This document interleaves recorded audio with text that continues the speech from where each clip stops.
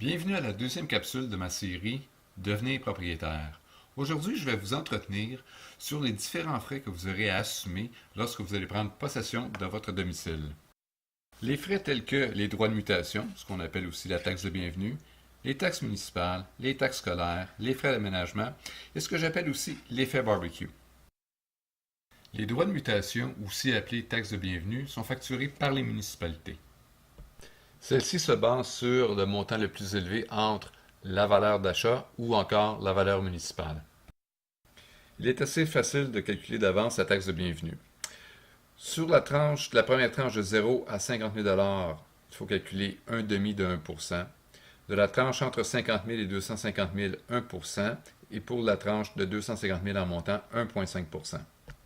Donc, pour une maison d'une valeur de 250 000 à l'extérieur de l'île de Montréal, le montant total sera de 2 250.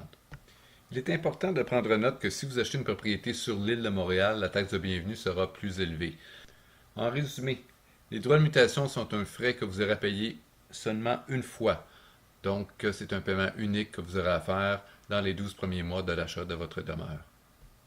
Pour ce qui est des taxes scolaires, celles-ci sont payables une fois par année et généralement, vous recevrez votre compte au mois d'août ou au mois de septembre. Les taxes municipales sont payées une fois par année. En général, le compte de taxes municipales arrive au mois de janvier et vous aurez, selon les municipalités, la possibilité d'effectuer 2, 3 ou même 4 paiements durant l'année.